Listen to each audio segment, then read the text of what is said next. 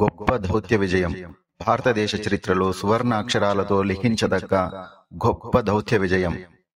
స్వయానా దేశ ప్రధాని రంగంలోకి దిగగా లభించిన విజయం.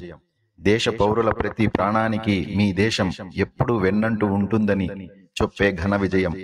గూఢాచర్య ఆరోపణలపై ఖతార్ జైలులో 18 నెలలుగా మగ్గుతున్న 8 మంది భారత నౌకాదళ మాజీ అధికారులను మన దేశం రక్షించుకుంది. వీరిలో కెప్టెన్లు నవతేజ్ గిల్, సౌరవ్ వశిష్ఠ్, కమాండర్లు పూర్ణేందు తివారీ, అమిత్ నాగ్పాల్, ఎస్కే గుప్తా, బీకే వర్మ, సుగుణాకర్ పాకాల మరియు సైలర్ రాగేష్ ఉన్నారు. ఇందులో 7 మంది ఇప్పటికే భారతదేశం చేరుకోగా మిగిలిన 8వ వ్యక్తిని కూడా త్వరలోనే తీసుకువస్తామని విదేశీ వ్యవహారాల శాఖ అధికారులు పేర్కొన్నారు. 2022లో గూఢచర్యం ఆరోపణలతో ఈ మాజీ నౌకాదళ సిబ్బందిని ఖతార్ అధికారులు అదుపులోకి తీసుకున్నారు. ఆ సమయంలో వీరంతా అక్కడి దహ్రా గ్లోబల్ కంపెనీలో పనిచేసేవారు. గూఢచర్యం ఆరోపణలపై వీరికి తొలుత అక్కడి స్థానిక న్యాయస్థానం మరణదండన శిక్ష విధించింది. భారతదేశ విదేశాంగ శాఖ సలిపిన అవిశ్రాంత న్యాయ పోరాటంతో మరణదండనను మొదట జైలు శిక్షగా మార్చారు. ఇప్పుడు పూర్తి అభియోగాల నుంచి విముక్తి కల్పించి భారతదేశానికి పంపించారు.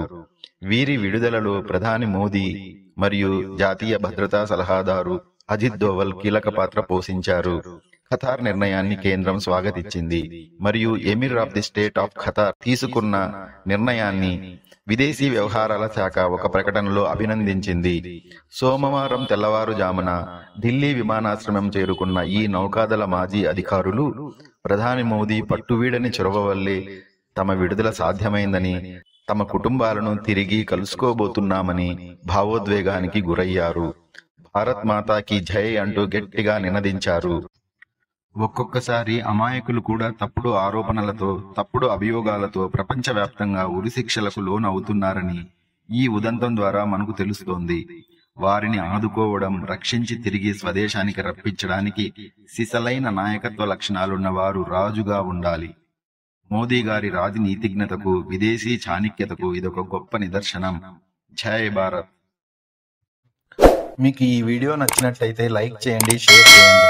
సపోర్ట్ చేయడానికి సబ్స్క్రైబ్ చేయడం మర్చిపోకండి.